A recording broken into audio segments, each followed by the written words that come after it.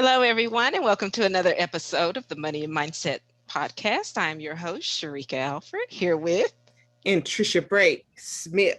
Mm, mm, mm, mm, mm. Oh, and Trisha, as always, you just give us all you got, all you got. We Mm. love you for it. Well, today we're going to talk about financial planning for individuals with disabilities. I know oftentimes here on the Money and Mindset podcast, we talk about planning for your future, setting up wills and trusts, and just try to get your money situation in order. But today we're going to take a look at a special area that I don't hear a lot about.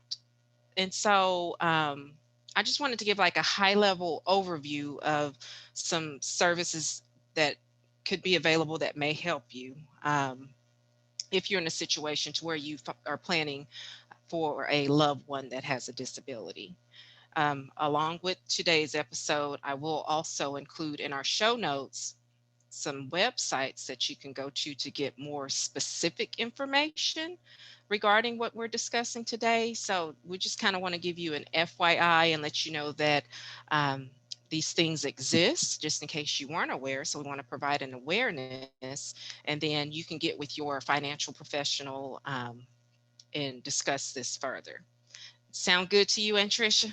Oh yeah, yeah. I think we take for granted that uh, each family is in a position to where we're all healthy or we have healthy children.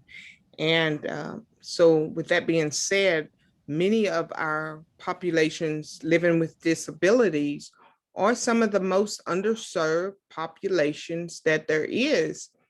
But more often than not, you probably know somebody right now and not even realize or not even really take time to think that they have a different dynamic that they're faced with because they have a child or a loved one that they're having to care for with those special needs. And on my day job as an educator, I'm in the classroom with children with special needs. And even me, sometimes being in that space, I take for granted that these families are impacted by this, not only financially, but just finding a community that they can connect with to provide resources and to help them with some of the specific needs that they have that I or you may not really understand or that we may take for granted. So it's awesome that you're bringing this topic to the Money and Mindset broadcast because it's necessary. It's necessary. I am participating. Matter of fact, starting tomorrow, after this has aired, it could be have run its course by then, but you can always go back and check. But I am participating in a summit, special moms, special kids. A summit that is new for me to have a platform where we can all come together. Those populations of people living with special disabilities and special needs come together. And it is a comprehensive setting. They're talking about the finances, they're talking about your social, they're talking about some of the things that families can do to build a community around their specific needs. And of course, my specialty is in education, so I'm talking about that. So if you're listening today, make sure you go back and find that in a Google search or connect with the Charmed Life on Instagram or Facebook to see what that's all about. That's a community of professionals that have come together to help guide you in some more intimate places that you may be dealing with in regards to finances or just having the resources or those that network, that community with living with disabilities. So Yeah, that's good. Um, Now, before I go any further on this, be mindful of any federal and state guidelines that may apply to any of the options that we discuss, and as you look further into it. So, if you are someone who is trying to prepare for the future of an individual with disabilities, some options that you have available is through the Special Needs Trust. They have different trusts available. I will include a website, and the website is specialneedsanswers.com. And again, that's special needs with an S, answers with an S.com. And if you go to that website, you will find information on various trusts and different accounts that you can set up to prepare for your loved ones. As you're looking at these trusts, things to consider would include what type of assets are being held in the trust, and that means whether it be assets held from that belong to the individual themselves, or if they're assets that are passed on to them from a family member or loved one. So depending upon the type of trust it is, there are different types of assets that can be held in those trusts. Also, something else to consider and look at are any age restrictions. I know there are some of the trusts on there, if you're 65 or above, then you wouldn't be able to participate in that or open that particular trust. So you want to be mindful of that. Take a look at the age restrictions.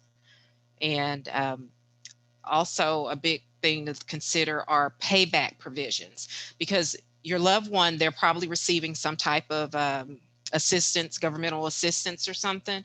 And depending upon the type of trust that you set up, uh, you may or may not be required to pay something back to the government um, from once they pass or from that trust. So be mindful of that. So just kind of a recap, consider the type of assets that can be held in the trust, any age restrictions, and if there are any payback provisions. And not only that, specifically look at your state regulations, because these states, um, different, all these states have different rules and regulations. So you want to be mindful of that, because you don't want to end up getting yourself in trouble or in a bind or having to pay penalties or anything like that.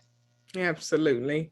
And that's something I think that we take for granted. You know, we're here in Oklahoma, so some of the things are specific to Oklahoma and maybe different for Texas or for Tennessee. You know, so be mindful of that. Always, you want to be an informed decision maker. You always want to make informed choices, and so it's going to take any level of research on your behalf. It's going to take um, any level of really digging in to get more details on information that you come across, not only on this podcast, but any other platform that you may be connected to as well. So don't just take it at face value. Take the information and dig in and see what really applies to you and how it applies to you in that sense. Yes, that's so true. Um, Another option, other than the trust that I just mentioned, there's also an ABLE account, which is the Achieving a Better Life Experience, which was introduced by Congress back in 2014. If you go to the website ABLE NRC, that's ABLE, N as in Nancy, RC.org, then you can find information about this ABLE account. And what it is, it's a tax efficient account that you can contribute money to for your loved ones who may be special needs. Now, as you're looking at this information, be mindful of the impact of contributing certain amounts, because there are certain limitations for this account. Also, There are certain situations where states can claim, again, reimbursement from the account. So you want to be mindful of that as well, just like with the trust. And there are certain things that the money's held in this account that you can use this money for. And any withdrawals that are made for non-qualified expenses, they are subject to a 10% penalty, and you would also be taxed on that as income. So that's something you want to be mindful of as well, and that's with the ABLE account. I've never heard of that. So you're the first one I've heard mention that. So I'm excited to even dig in from the educator side of it so that it may be some resources or something that I can share with my families that I'm connected to. So that's some good information. Thank you for that. Thank you. Yeah, I had not heard about the ABLE account. I just so happened saw it. I was logging into my brokerage account to go in and do some things, some contributions and such. And then, you know how they usually have information pop up on the screen. And I was like, that's interesting. I've never heard of this. And it's apparently been out since 2014, and I haven't heard much about it. And I figured maybe some of our listeners would benefit from, just having an awareness and look further into it. And again, guys, get with your financial professional and decide, for one, if this is something that will work for you and your situation, and how to best get within your financial plan. Podcast, we're discussing financial peace. We've gone over various trusts that could be available for you if they're befitting for your situation, as well as the ABLE account. And just be sure to go in and check the sources to get more information on it. Absolutely.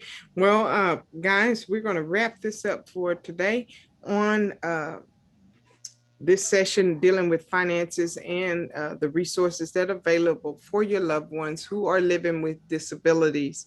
You're not counted out and you matter. So make sure that you take advantage of what you've heard here today and begin to dig in and get intentional and do the research and see what fits you. All right. Nonetheless, I am Anntricia Bray Smith. And I am Sheryka Alford. Take care.